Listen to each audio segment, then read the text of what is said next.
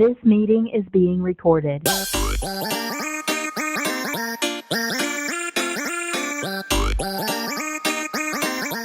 everybody. So welcome to this week of News from the Real World, in which we talk about the top 10 comments from the past week. So I'm Allie. I'm third year stage and production management grad. I'm Derek. I'm second year costume production grad, pronouns he, they, and I got my blue t-shirt on and my background in solidarity with World Autism Day of Awareness. Yes. For all my neuroatypical homies out there.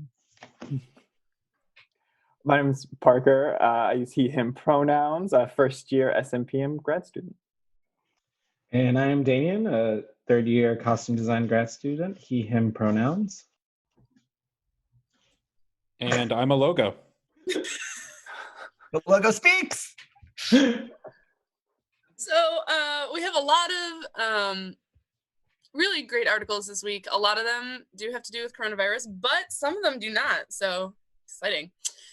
So to start it off, however, we do have yes. We do have from the American Theater Magazine, written by Charlotte Canning. Oh my goodness. Called Theater in the Last Pandemic, which talks about the 1918 influenza flu outbreak, and how it goes into how it hit the theater industry and comparing it to what is happening currently, noting the fact that while we know what happened then, the story of coronavirus and how it's going to affect theater in the long run is that story is still being written. So it is a really interesting article. I love history and like doing comparisons between now and what happened back then. And so basically it talks about how hard it hit theater and how theater was like an indicator of how the national health was doing. Like it was where is that sentence? It was really, really great. It's basically talking about how it indicated how the national level of everything was going. I'm not going to find it. But anyway,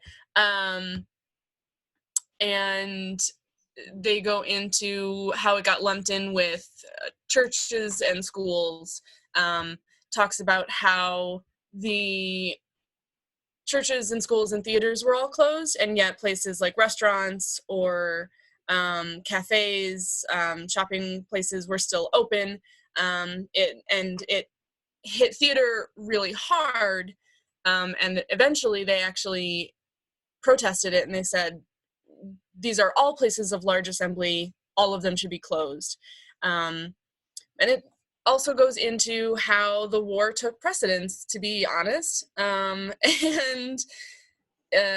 during that time, large assemblies were seen as a boost of morale for the war effort. And they didn't want to not have places where people could assemble and share in that. So it's a really interesting look into how it went then, the impact it had on the theater industry, how theaters shut down, places were worried that they wouldn't get their employees back afterwards because they had to find something else in between, in the meantime. And then an analysis of how, despite the fact that it hit the industry really hard, it wasn't really talked about or written about afterwards, and does not have a prominent place in the history and the literature and the art of the time. So yeah, it was a really interesting look, and I wonder how it will be repeated. I think it's really interesting what you said about prioritizing like morale during the war, because right now a lot of what we're seeing are like two camps of reasoning, and there's a lot of emotional reasoning going on, and then there's a lot of logical, rational reasoning going on, and like something like gathering to boost morale is like a super emotionally reasoned response. It's like, oh, like I feel like all of the men in my life in 1918 are going out to war. So like the least I can do is show up to support them. But like rationally, that's like not the safest option for the public. I think that's interesting. And some I mean, of oh, sorry, go ahead. Okay. No, I was just gonna say, like, it's interesting to see how much of everything that's happening right now, everything that you're seeing on social media, is driven by an emotional response. And like, I just very recently, by recently I mean like yesterday, school was officially canceled in Georgia for public schools for the rest of the school year, and it's been. I have a lot of friends who are teachers because I used to be a teacher. And so like a lot of the people that I used to work for, seeing the responses now, like have been incredibly emotional. I mean, like everything, teachers that didn't get a chance to say bye to their seniors and like, that sort of thing. So I think like without... in resistant ways, or no, not in resistance. I'm just talking about emotions in general. I mean, like, just the value that we do put in emotions, and like how sometimes it could lead to reckless behavior, such as still gathering and like still doing things. And like, I say all of this just because like, even back then, that was the defense as to why things needed to happen. It's like, at what point do you start valuing your, I guess, emotional health over your actual physical health? And like in terms of like the war, it's like, yeah, that morale boost of having a group of people come together is obviously going to do great things to someone's emotional health, but it's like, where do we draw the line? And yeah, I don't know. It's just, that's where my mind's been today, because my sister is one of the teachers that was affected by this sort of thing, and it's like she's taking it pretty hard. It's like, yeah, but it's like you've got to value your physical health.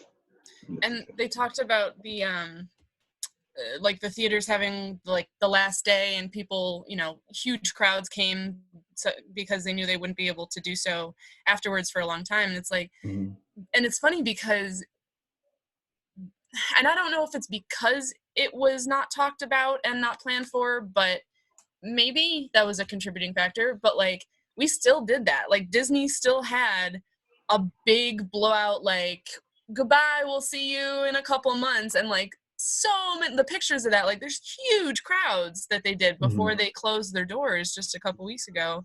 And I think I didn't know they did that. I didn't either. Yeah. And I think the emotional response is interesting because I think it ties into why it wasn't talked about afterwards. There was this program, I think it was on PBS recently, that talked about the 1918 flu, and they interviewed people who survived it and who were like young kids when it happened. And they were like, my parents didn't talk about it. Like, we had to move on. That was part of their way. Like, the only way they could cope with it was like, we just moved on, and like, oh, and we have the war, and that's important, and we're not, you know what I mean? And like, it was, and that, yeah. This is kind of shifting gears a little bit away from theater and just kind of looking at, I don't know, the sentence here kind of really stands out to me. We're so much in the early stages of this right now. We have no idea kind of, we're planning as much as we can for where this is developing, where it's going. And I think what's on a lot of our minds, or at least what's definitely on mine, is like, how is it going to end? When is it going to end? What's going to be that cause? And this like quote from the article, worldwide fatalities were between 50 and 100 million. And by early 1919, the strain of influenza began to ebb. As those it had not killed managed to develop immunity, that summer it disappeared. Like, these are scary numbers. And this is, it's a scary comparison to try and, like, is Corona going to be like that? Is it going to be worse? Just that's kind of what I got out of the article. Yeah. I know it's a big downer. No, and part of my thesis, because it's like emergency preparedness, right, is like it is a huge downer. What a time for that thesis. Wow. It's kind of crazy. I need to write an afterword. because I can't like Wow. I've already written all of it. I can't like rewrite it all about the coronavirus, Right. but I definitely have to nod to it somehow. But it's interesting Wait, because no you one finished your thesis already? wants to talk You're about such a manager. very few people want to talk about it, like about any of it, because it's like either it hasn't happened to them or it takes a lot of resources and a lot of thought and a lot of commitment to plan for. And like, yes, but when it hits, and I'm interested, I mean, it's going to be, I hope it does not play out the way that it has played out in 1918, because if this goes away for the summer and comes back in the fall and we still haven't planned for it or done anything differently, it's going to suck. So it's going to be very interesting to see what places are ready to say, this might not be the last time something like this happens or a thing affects us in this way. What are we going to do to change so that we can survive? Yeah. Yeah, I think you bring up a really interesting point about coping mechanisms, because I think like planning is a type of coping mechanism for stress, and like rationally thinking through things that's just one of several coping mechanisms that can either be productive or unproductive, and we're seeing like everyone's come out now. Yeah. So actually, this actually falls within the conversation that we're already having about all of this. My article, and I'll share it as well. I got you. Just kidding. So yeah, performing artists and the financial fallout of the coronavirus, and from the New Yorker. This kind of follows the sort of like the testimonial. It focuses a lot specifically on this actor, Emily Cass McDonald, and just kind of like her journey as basically from the onset of the cancellation of a performance that she was in. And like it follows, different sort of artists from different capacities, whether they're writers, actors, just kind of across the board. And basically it's a focus on how the artist scene is handling this. And one of the things that did stand out, actually you're on the section that I was going to refer to, but the performing art, that first line of the second paragraph, New York's performing arts scene has taken hits before, like after 9/11, during the recession, and after Hurricane Sandy. But this is the first time that an indefinite period of time is like, it says it's unprecedented. So that's one of the things that I think has kind of been scaring me the most, is just the fact that it is such an unknown, and obviously everything keeps getting pushed further and further back. But in this specific article, it does focus on how different artists dealt with the news, and it does zero in on like just like the financial repercussions that this sort of thing has and what they were doing to cope. So it mentions everything from like contacting the Department of Labor, and how as freelance artists, because most people in our field are freelance artists, but how it's affected them, and kind of like the steps that they went through in order to find some sort of financial security, whether it was like a GoFundMe page or applying for grants. So it definitely ties into the conversation we were already having, just in terms of like, aside from the actual virus itself taking an emotional toll, like what the after effects, like financial after effects, are also having on everybody. And it's because it's the nature of our field, we've specifically all been focusing on just like how it is affecting artists. And I know we've all looked past that, but, we're looking past our field. But I think, yeah, I think a lot of changes have also happened, and a lot of things have been addressed since this article was written, because this article came out on March 22nd. But it was definitely, I think, something that was scaring a lot of people when it was such an unknown. But luckily, I think, with local unions addressing things and like stepping forward, I think there's a bit more of an ease. Obviously, it's still very scary, but I think certain things that were brought up in this article have been addressed. And luckily there are forms, or there are ways that people are being supported. Yeah. And it ties into, there was one part in my article too, where they talk about like, there was no government bailout for the 1918 pandemic. And so like, at least, like you said, like at least some of it has been addressed this time, which is really good. Wait, there was no social safety net for individuals in 1918? No. And even on like the Wow. on the one sign they had, it was like, this place is closed as per the order of like the mayor. It wasn't like, which I guess is similar, but like, you know what I mean? It's like a much more like local level thing, and not like a federal government is gonna pass a $2 trillion, you know what I mean? Like, yeah. So at least it's being addressed to as much as it can. Mm-hmm. And Yeah, then, and I guess it's also like, I feel like back then there wasn't as much development, and now there are so many things that we do require more in terms of just like where our money's going. Like I think back to the fact that there were no cell phones, so that therefore there was no cell phone bill. There weren't other services that we now see as requirements that do kind of require financial assistance per se. So I feel like it was a much different experience, obviously, but I don't know, just going back to the whole concept of history repeats itself. It's just what a time to be alive. Yeah, and like who knew? It's like our market and our economy is built on growth, and our industry is not separate from that, especially commercial theater, film, and TV. And we are intertwined with that. And when the means of growth are stopped, like I think our economy is realizing like how that could be potentially problematic or not sustainable in some way. Definitely. Yeah. Easy segue into the article. I'm next, right, Allie? yes. Yeah. The first article I read about Tulsa Ballet repurposing their shop to make face masks.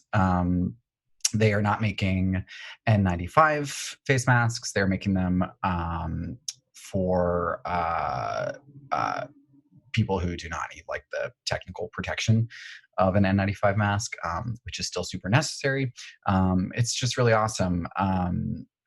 I think it's cool. They're all really enthusiastic to be doing it. I think it's also kind of, I don't know, is it a privilege to be able to like continue tangentially your work in a way that is actually helping people? I think that is, it's a great opportunity for them. I think I wrote down, I think it's great that like all this mass production is happening. There is like this weird catch-22 because there's a lot of research about how if everyone in public is conditioned to wear masks, that there's no social stigma around wearing masks, and people don't assume that people wearing masks are sick. They don't assume that anymore.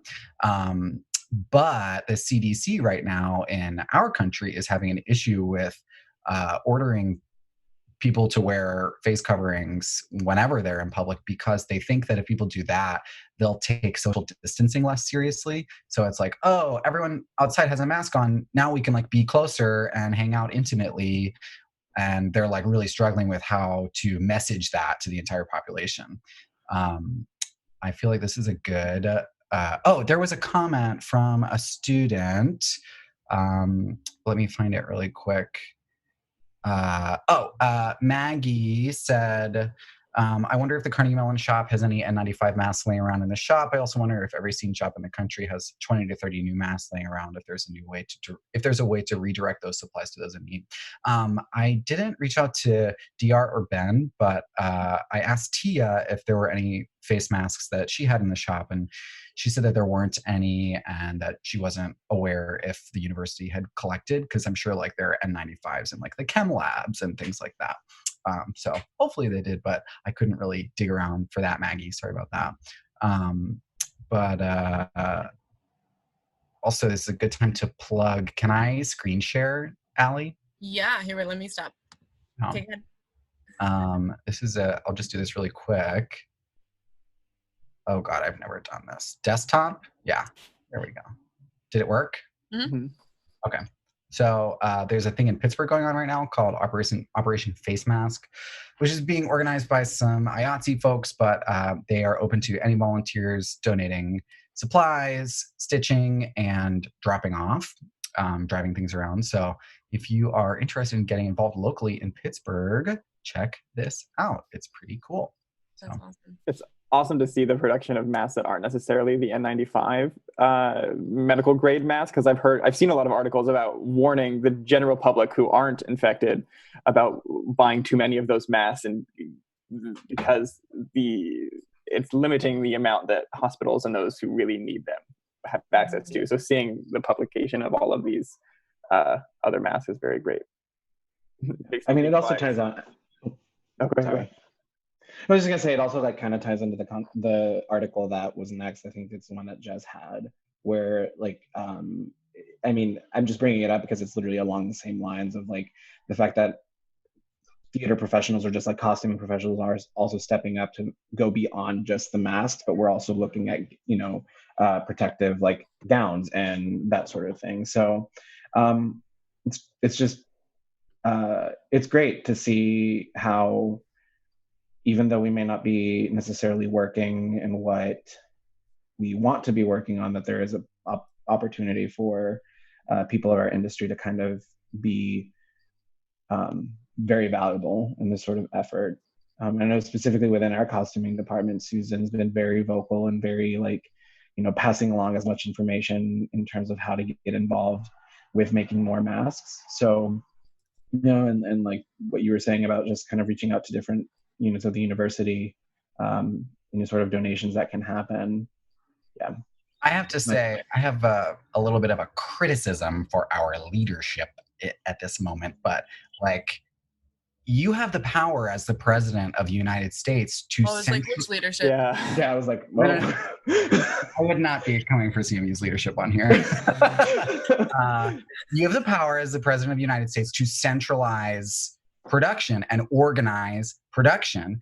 And when you're wasting your time bloviating about what a good job you're doing, like you have the power to bring people together. This Operation Face Mask website could be .gov, but it's not.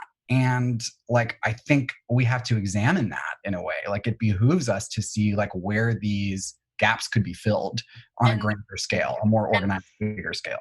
I think that it's interesting that it's even being called out by people on the governmental scale. So like Dr. Fauci, in a lot of things that he has said, has made it clear that like the support and the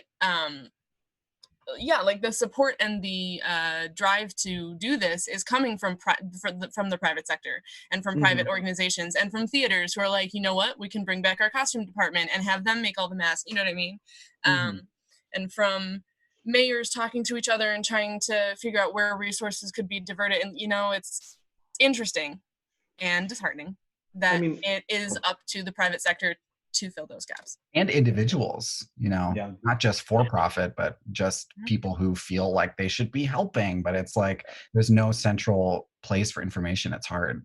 Right. Well, I will say, like, going back to like the article, I feel like this has also been all over social media and the news, is just how the governor of New York has kind of been more of a face in like sort of the protection of the people in terms of how to handle, the crisis. Like the fact that he's the one that was asking businesses to be creative, and that's kind of what led to this sort of development of these shops stepping forward and making these gowns, like, speaks volumes. And I know, like, for a while there were like things circulating just about how he's become more of an exemplary leader in this sort of situation. And he wants to pay people.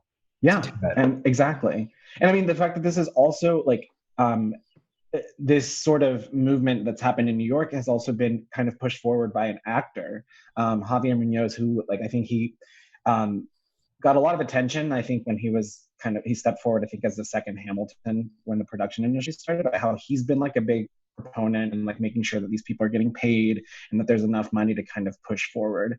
It's like you were saying, Derek, like the fact that our leadership in this country is where it is, it's just, I think it's proving a point that mistakes have been made, and hopefully, without making this turn into something completely political, but like hopefully that's going to bring some changes very soon. Well, and I think we talked about this last time too, and I've heard it in classes, but it's like, I think it would be very difficult for individuals not to remember how certain people acted and reacted during this. For better, you know what I mean? Like the people who acted in exemplary ways and the people who really didn't. So, And in that same vein, I mean, theater is doing so much even beyond just mask production and the costume shop that we were talking about. I mean, this next article, it's a good segue into entertainment technology companies turn to medical needs on live design online, written by Ellen Lampert. This came out March 25th. Really what it talks about is companies like ETC, Upstaging, Mountain Productions, and a handful of others, taking all of the resources that they have and putting them forward to create large scale 20, 30,000 foot infrastructure, creating these hospitals. They're putting forth things like two-way radios, staging and decks to create these rooms, battery operated lighting, rigging, portable truss system, all of these things that we use every day in theater. And this equipment is just sitting around, and currently, I mean, these companies are struggling to come. What do you do? And they're putting all of their resources into this cause, into helping the people, and I think that's absolutely incredible.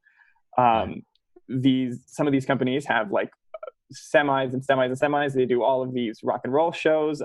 Rolling Stones, Billie Eilish, all kinds of artists are mentioned in this article, and just taking all of that and funneling it directly into what's going on in the world right now.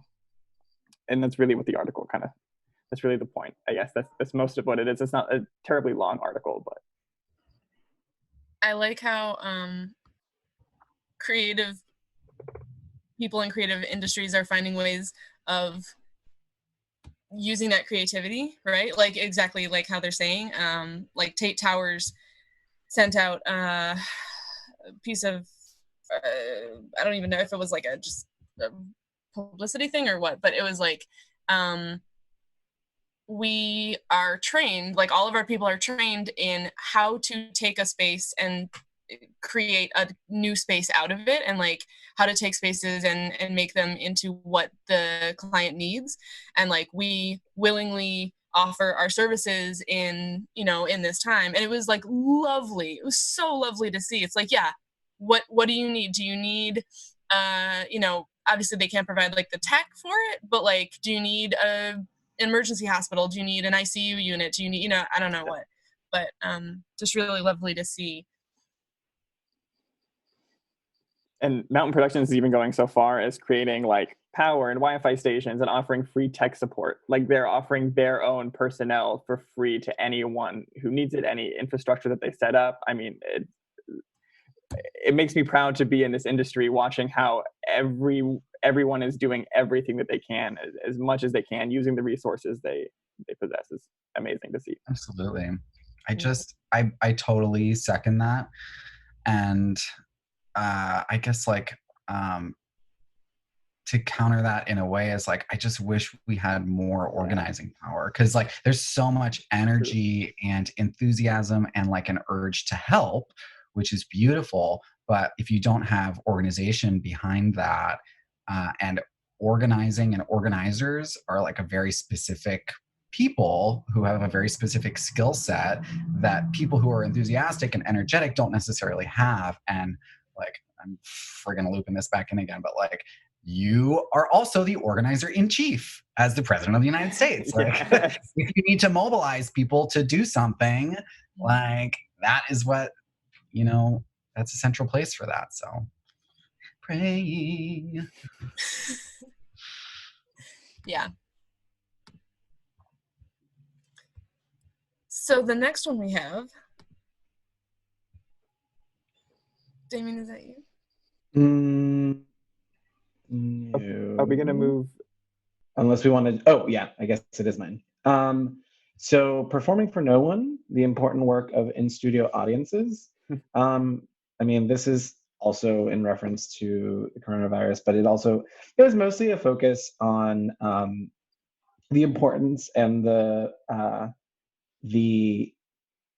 I guess, why an in-studio audience is so important to both the performers, but also just like the productions themselves.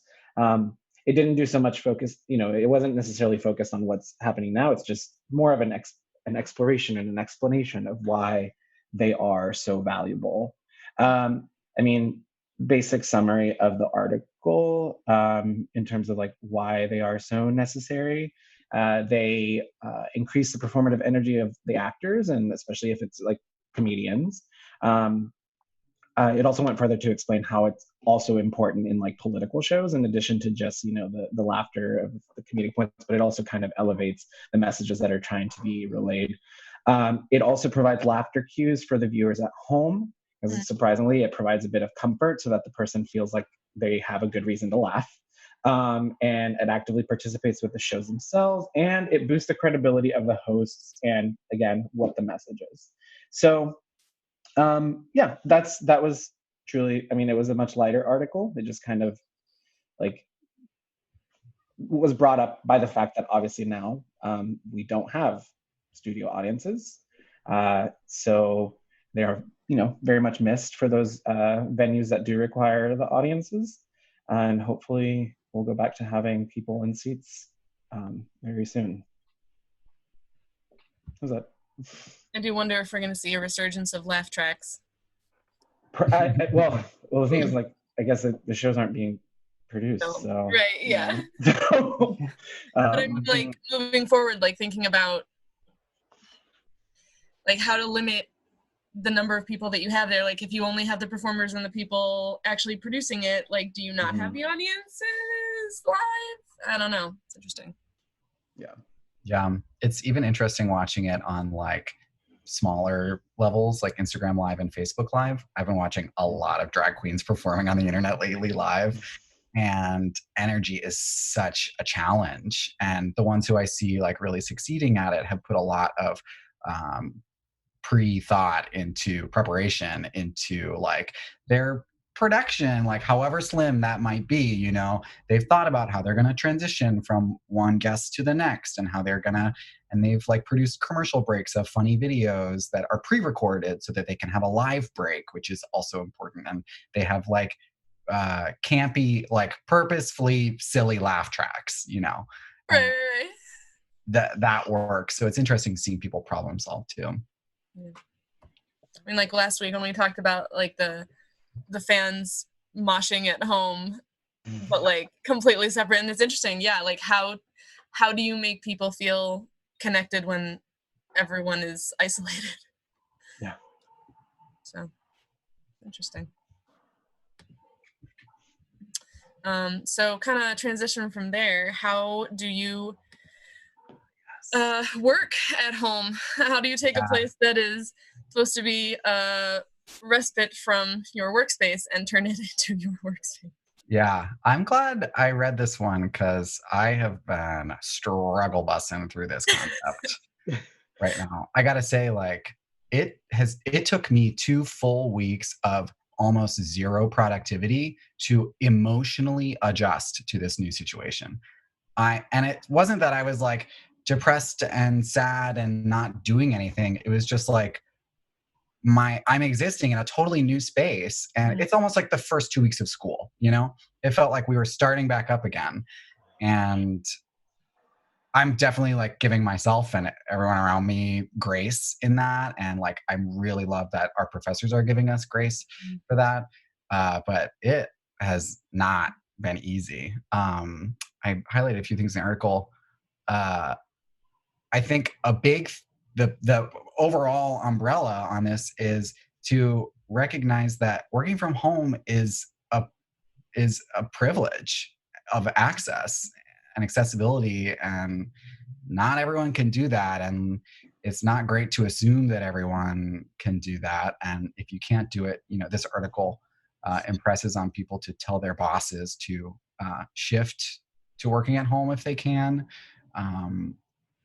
because they're under their own pressures. But also that like you can't just shift everything onto the internet, and then not everything needs to be on the internet, and not everything should be like this big group conference, but that you should really carefully think about like how you can do breakaways and have things just be phone calls. And I don't know like about y'all, but I'm personally exhausted from having to like think about my face constantly. I hate it. Like, and also screen time is really overwhelming too. Like this article talks a lot about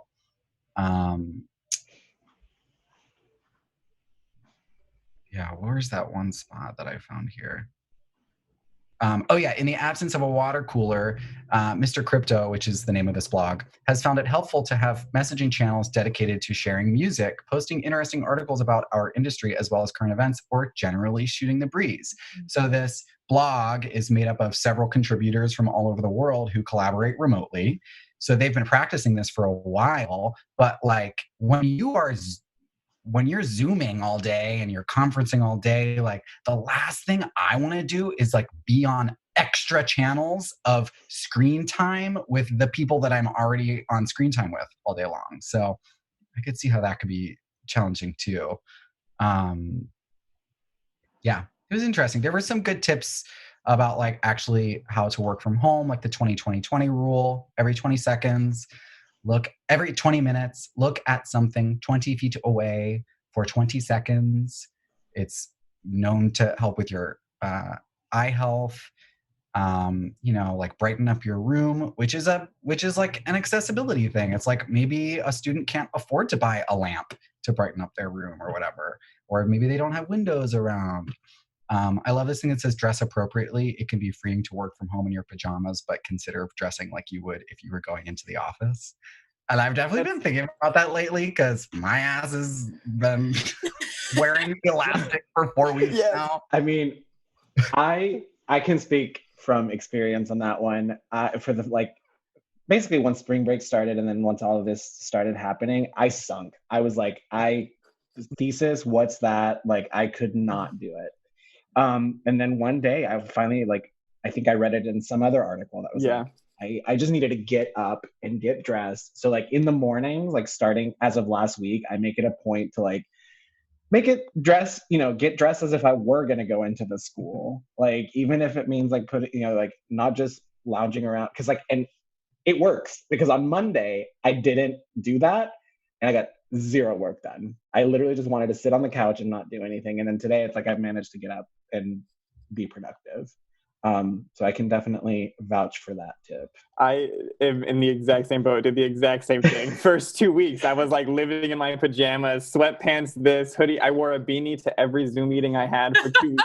Didn't do my hair. Like, I'm like just starting to I read the same article, I think. And I'm getting up, I'm getting ready for the day as if I was going into school. I'm like doing my hair. I don't wear glasses typically, but with this much screen time, I had glasses for when I was in high school and I have to wear them now or I'm going to get a headache every single day because it's just hours and hours of screen time. And finding those adjustments and figuring that out has been quite a process. But I'm with you all. Like, it's been 2 weeks and I'm here and I've got a plan now. Yeah. The only one that having read that article, the only thing that I am having trouble with my sleep schedule, it is just completely out of whack. Like, even though I try to stay to it, but it's really hard when you don't have to get up early to go anywhere. So it's like you just want to lay there until the last possible minute. And sometimes that last possible minute is like noon. So and I mean, in the same vein, it transitions really well to the next article about Zoom. Like, we're all living our lives in Zoom. This meeting is from Zoom now. I'm in contact with my high school friends via Zoom that I've not talked to in months and months. Like, it's crazy the amount of people I'm connecting with virtually now, just because it's a thing to do. But this article kind of just talks about keyboard shortcuts, something so simple that is fun. So I'm going to share my screen really quick and show you all how to set it. If I can figure out how to, right there, the big green button. Here we go. Okay. So can you all see? Yeah. Mm-hmm. If you go, there's a couple of ways to get to your settings via Zoom. I have a Mac, so I have it linked up to the top of my desktop here. If you just get into the settings, I don't know if I'll be able to show it since we're on Zoom now, but in the main field, click the little gear icon, and it'll bring you to this page where you change your virtual background. and there's this little tab all the way towards the bottom called keyboard shortcuts, and it shows you like such a long list of defaults. The article talks about the mute and unmute being really helpful, because instead of just like struggling to find it on the screen and, oh, where was I, and whatnot. But the coolest part about it is you can actually edit them to be anything you want. Yes. Oh, fun. So if this is too many steps or whatnot, you can change it to just without the command, like just a Shift A or something, to make it much simpler. And of course, there's the restore defaults at the bottom. So that's really it. Like, the article was, again, so short, but it just kind of talked about the functionality of this and how it makes things much simpler instead of struggling to find the minute buttons here. Was there an option to unmute everyone or to mute everyone except the host? Because I need to learn that one. Yes, but I think it's only for hosts. Some of these you only access them if you're the host of the meeting. Okay. As a normal attendee, you're much more limited, I believe, which I suppose makes sense. It's like, how many times do I check to see if I'm muted during a meeting? Like, right. At least 3 times. It's like I've clicked it once, but I'm like, wait, did I just say that out loud? Yeah, I'm like, I just farted. Am I on mute? Keep it light. I do think it's interesting. Like, I don't know about anybody else. I'm definitely putting like Zoom on my resume as like a technical skill. Like, I'm just saying, like, I know how to do the things. The next thing I have to learn and I have to practice with it is doing the breakout rooms and like determining who goes where. Like, I want to do that. I'm gonna get a bunch of guinea pigs and then try and do that. But like, it's gonna be really interesting to see what technical skills people come out of this with. And honestly, go ahead. No, you go ahead. Honestly, like, over the summer where I worked as an assistant stage manager, we had a lot of Zoom meetings, and I had never used that technology before. I was super unclear on like how that kind of worked, and this has been a silver lining, is getting to know all of this and getting really proficient in it for when it comes up in the quote unquote real world. I was just going to say, Allie, talk to Carrie. Little shout out to Carrie. Last week we had a thesis check-in with all the designers, and literally all of the professors were in the room, and then all of us were in the room. And Carrie just was a boss at coordinating all these breakout rooms for all of us. And like, the professors would come back into the main room and say, I want to go to so-and-so. And Carrie would just like shuffle them over. That's and amazing. Yes. Killed it. Did a great job. Shout out, Carrie. I'm going to reach out to her and be like, teach me your ways. Oh, Zoom master. She did a great job.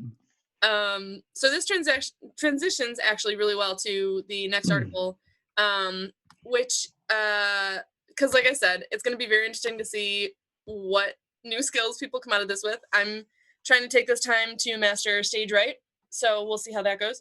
Digital call books.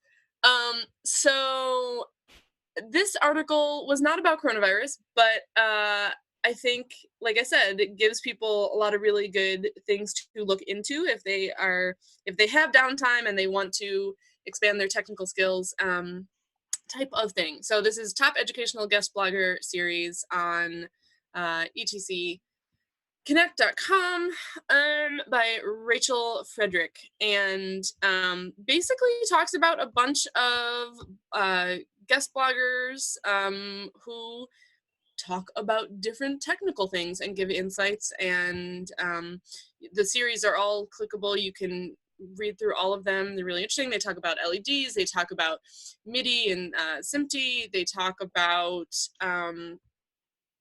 just like a bunch of lighting things, obviously because it's on etc.com. But yeah, so it is really cool. Like, short, you have to click through them to get to the actual articles written. But EOS programming, so it's just kind of cool if you want to read through, boost your knowledge on certain technical lighting aspects, so that you emerge from this all the wiser. That's pretty much it. Cool. Yeah. What is Stage Right, a digital call book, you said? Stage Right is a digital call book? StageRay is a program that allows you, it allows you to have a digital, not only call book, but also blocking script so that you can really quickly and easily like put in information, change it around, have different versions of it. Like they use it on Cirque a lot because for every single thing that happens that could potentially break or not happen due to technical errors or whatever, they have to have oh my god, what's the word I'm looking for? Contingencies? There we go. They have to have contingencies, but they're so detailed because they have to include directions for every single person who is involved in that contingency that they can't have it written out. So in their virtual call book, they have like a dot or whatever, and if something goes wrong with that sequence, you click on the dot and it brings you a whole separate page of like, okay, that didn't happen, this is what you need to do, this is who you need to talk to. So it is really, really cool. You can do a lot, and so I'm gonna try and look through. I might have to look into that. That's very cool. Luckily right now a lot of places are being really awesome about it, and are like giving you like a month for free or stuff like that. So definitely going to check out those things, take advantage of it while it's not hundreds of dollars. Mm-hmm. For sure.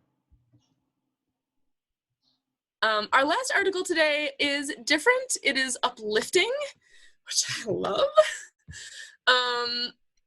It is titled Philadelphia DA Explores New Role in Arts in the Criminal Justice System on PBS NewsHour. The interviewer was Jeffrey Brown. So it's a very short video, but it's really quite fascinating. It's talking about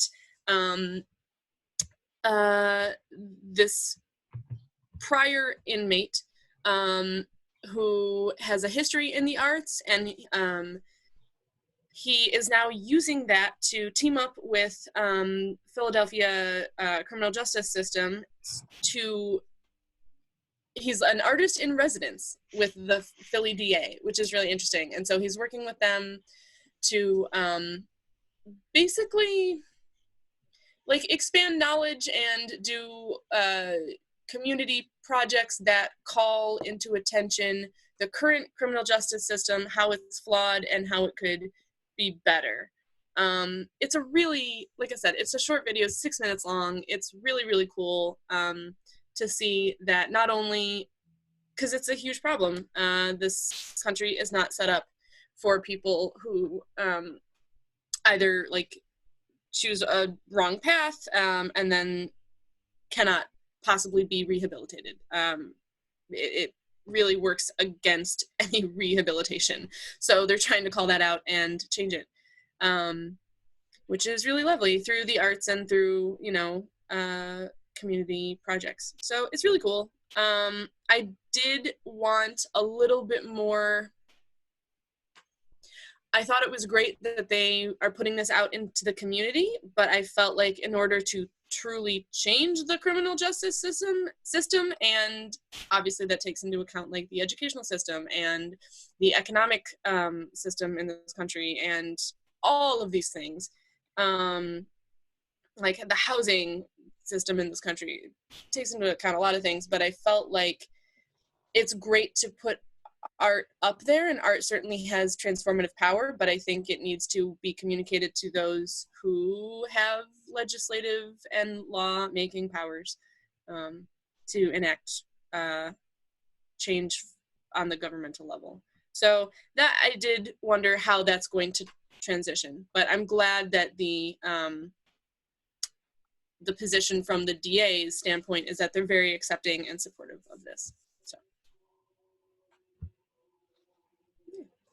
It's a nice break. Yeah. Yeah, for sure. Yeah, and I think there's tons of studies on the benefit of arts in the prison systems. Yeah. I mean, even I've seen quite a few like theater focused ones that are, you know, that go beyond. Yeah. Good for the Philadelphia DA. right? Yeah.